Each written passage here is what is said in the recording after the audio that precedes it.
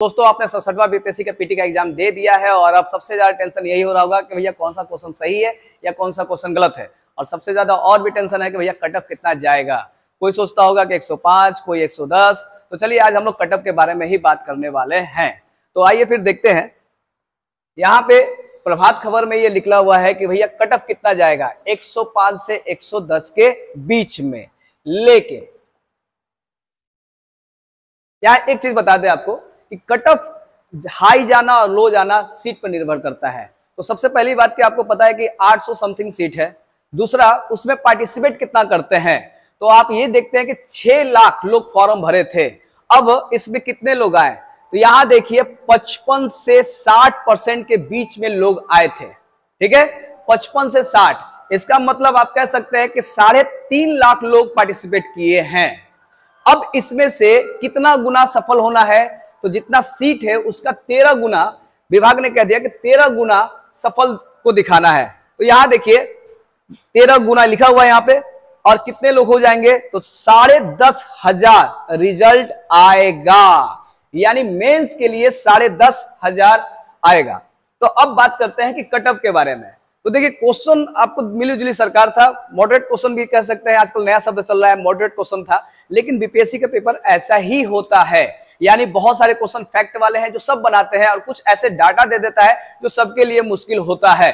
तो क्वेश्चन के हिसाब से अगर ऐसा देखें कि भाई जब एग्जाम आप देते हैं ना तो लगता है एग्जाम सेंटर से बाहर निकलते हैं तो लगता है कि ही रे बहुत अच्छा गया है, 120 तो आ रहा है, मतलब 120-25 ही लगता है कि आ रहा है। फिर उसके बाद धीरे धीरे ट्रेन में सफर करते करते जब घर पहुंचते हैं तो ट्रेन में सफर किए तो 110, घर पहुंचे तो 100 और 2 दिन के बाद लगता है कि ले भी ले या 90 ही आ रहा है।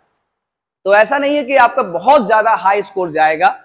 यहां पे मुझे लगता है कि 100 और 105, 100-105 के बीच में ये कट ऑफ रह सकता है क्योंकि सीट अधिक है। तो आपका भी मान सकते हैं कि इतना जाना चाहिए। तो 100 से 105 के बीच कट ऑफ जाने का उम्मीद है मुझे।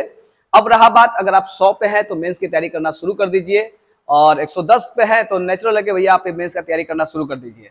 और ओबीसी और एसटी को लेकर या महिलाओं का सीट को लेकर अगर देखा जाए तो कम से कम 90 तक, अगर महिलाओं का देखा जाए तो 90 तक में मतलब ये है कि मेंस का तैयारी करना शुरू कर देना चाहिए। अब यहाँ ये देख लीजिए कि 10,000 होगा और रिजल्ट भी आपका कब आने वाला है। देखिए 15 नवंबर तक रिजल्ट आ जाएगा। अब 15 नवंबर रिजल्ट जब आ जाएगा तो 29 दिसंबर को मेंस का, ठीक है, मेंस का परीक्षा भी होगा। तो अब आपके पास समय कितना रह गया है, मुश्किल से मान लेते हैं ये अक्टूबर चल रहा है, नवंबर और दिसंबर, तो ये 2 महीने के अंदर मेंस का तैयारी करना आपको करना पड़ेगा। तो मेरा मानिए कि भैया प्रीवियस क्वेश्चन का पेपर उठा लीजिए, जितना जल्दी उसको रंगना है, 2 क्वेश्चन लिखना है, लिखते चलिए। प्रीवियस क्वेश्चन आपका 60% कंप्लीट कर देता है। ज्यादा ना आप किताब पकड़ने की कोशिश कीजिएगा, ज्यादा इधर उधर कोचिंग जाने की जरूरत मत कीजिएगा। जैसे आप सोचते हैं ना कि पटना पढ़ ले, इलाहाबाद पढ़ ले, 2 महीना में ना आप खाली कोचिंग ढूंढते और पहुंचते में बीत जाएगा। तो मेरा मानिए कि आप प्रीवियस क्वेश्चन लीजिए और उसको मारना शुरू कर दीजिए अभी से ही, और उसका टारगेट बनाइए पूरा का पूरा। समझ में आया? और नहीं तो आपाधापी करते करते 2 महीना तो चुटकी में बीतने वाला है। तो ये आप देख रहे हैं। उसके बाद तुरंत क्या कहता है कि 68वां, यहां देखिए 29 दिसंबर को संभावित तिथि है और 14 मार्च रिजल्ट तक, 23 तक में रिजल्ट आ जाएगा मार्च में। तो बहुत फास्ट सर्विस चल रहा है आजकल बीपीएससी में। हम लोग के समय ऐसा नहीं था, हम लोग के समय 3-4 का सेशन का एक साथ लिया करता था। तो अब बात करते हैं कि यहाँ जनवरी में ये देखिए 68वां और मई में 59वां का पीटी होने वाला है, यानी तिथि निर्धारित कर दिया गया है। तो पूरा का पूरा अब 68वां का देखा जाए तो कहा जाता है कि लगभग 200 का रिक्ति मिल चुका है। अब 200 से बढ़ भी सकता है और अक्टूबर के लास्ट तक में उसका नोटिफिकेशन आ भी जाएगा। और यहाँ बोल दिया गया है कि भाई एग्जाम कब होगा तो जनवरी में संभावित है और 59वां का मई में होगा। यानी लगातार आपको एग्जाम है, लगातार आप तैयारी कर सकते हैं।